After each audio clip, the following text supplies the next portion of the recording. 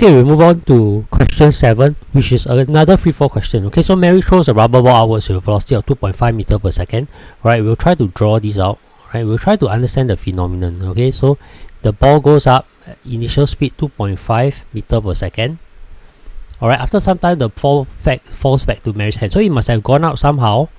Alright, then hit a highest point, then come back down to hit Mary's hand. Alright, since it hits Mary's hand, without encountering air resistance, remember this is a free fall question, right? All the questions in your WA1 are free fall questions. We cannot test you got air resistance because we haven't teach you yet. Okay, so if I go out and come down with no air resistance, I can say that, hey, this ball will come back with the same speed, right? Why? Because I never lose any form of energy. Okay, so if I come up, come down, it will be 2.5 meters per second. If I want to draw a velocity time graph, I need to decide first what is my positive convention, right? So since the initial motion is up, I choose outwards as positive. Right, if outwards is positive, my starting velocity is 2.5. Alright, then as I go up, what happens? Remember that my acceleration is down. My acceleration is downwards and it's 10. Right? How do I know this? Even though the question didn't tell me, because I identified this as a free fall question. Alright, so I know that my acceleration is downwards 10 meters per second square. Alright, my velocity is outwards. That means, you see, when the velocity is up and the acceleration is down, this means that the acceleration is trying to make the velocity smaller. Alright, what's acceleration? It's the change in velocity, right? If I'm changing you in the opposite direction to where you're going, what does it mean?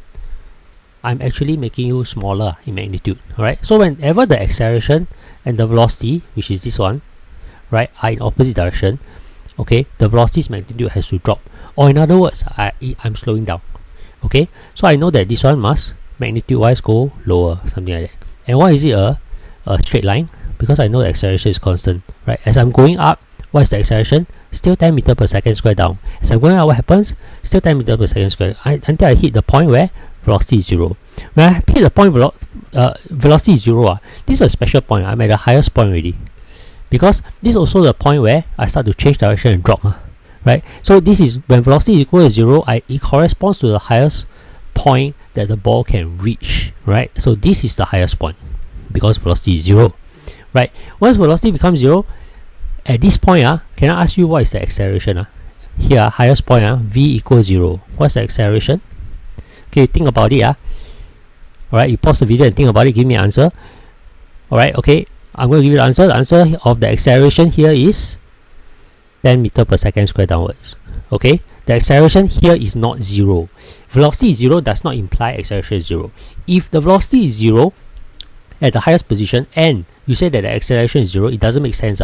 Because this means that the ball will stay at the highest point and not come down at all. And we know that's not true. You throw anything up, right? You throw your rubber up from the table, it's going to come down after it hits the highest point. Why? Because at the highest point, the acceleration of 10 meters per second square still acts on the ball to try and pull the ball down.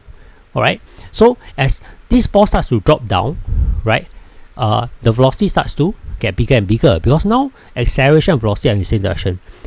Throughout the motion, this one never changes. The velocity keeps changing as you go up. It becomes 0, then it keeps changing as you go down, right, until it becomes equal to this one but opposite direction, right, because this one is 2.5 meters per second downwards, right? So what happens here throughout this motion is velocity keeps changing, but the A never changes at all. Even at the highest point, A is 10 meters per second squared downwards, alright? And that's represented by this graph that looks like that. And this one will be minus 2.5. Why? Because same magnitude as this one, but opposite direction, right? This is down, this up. When I come back down, obviously the direction of motion is down, okay? Right? So this is the second VT graph that we need to know how to draw. Right? The first one I showed you earlier already. It looks like that. Alright, so for free fall, there are two types of VT graph. This type, which means I start from rest, then I hit a certain speed, high speed, later on, or I throw up. Alright, when I throw up, it must slow down first, because if I throw up, the acceleration will fight with me. Acceleration is always down, because weight is always down. Okay, we'll explain a bit more about this when we talk about forces. Okay, but at this point, just know that free fall is a phenomenon whereby the result of being in free fall is the acceleration is always downwards with a magnitude of 10 meters per second squared. Alright, so that being said, any velocity that's going up must approach 0. Alright, then start to come down. Alright, and normally this graph is this area equal this area, assuming that it falls back to the same starting position. Alright, so this area, this area correspond to this distance, this area correspond to this distance that it falls back down. Okay, so this distance here correspond to this area, and this, so I call this A lah. This area here A, this area here B, this is A. Okay, this distance up is A, this distance down is B. This is a straight line down. Okay, is B. Okay, can determine time taken for a ball to reach maximum height. We already discussed maximum height is here. So what's the time taken to hit here? Right, I know this is 2.5. I actually don't know anything else except acceleration is 10. Right, so acceleration is actually minus 10 in this context. Why? Because acceleration is downwards. Okay, remember that earlier we discussed we take outward as positive. And you can also think about acceleration is 10 from the VT graph. Can you see this line over here? Acceleration is acceleration is minus 10. Okay, acceleration minus 10 because I know the magnitude is 10, but the direction is minus because the acceleration is opposite in direction to the reference positive. And I also know from just by looking at the graph that the acceleration should be negative lah, because I told you a long time ago that this is positive gradient, this is zero gradient, and this is negative gradient lah. Right, this is obviously a negative gradient. Right, so even without knowing the positive convention direction, I know that if my A is magnitude 10, in reality in the graph is actually minus 10 here, because the gradient is negative. Right, so how can I solve this problem of trying to find this dot? Okay, I can use my A equal V minus U over T again. Alright, and that should be able to give me the time to reach highest point. Alright, so I'll just do it for you. A equal V minus U over T. Alright, T is my unknown. U is actually 2.5. What's my V? 0. What's my A? Minus 10. Right, so you should get T equals to wait, let me do a calculation. T is 0.25.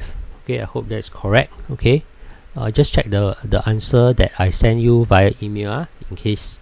Yeah, I think it should be correct. Okay, hands out. Determine the flight of the ball. The flight of the ball is the time that it takes to leave the hand, go to the highest point, and come back to the hand. Alright, and since this thing is actually the same triangle, can you see this triangle B is the same as this triangle A?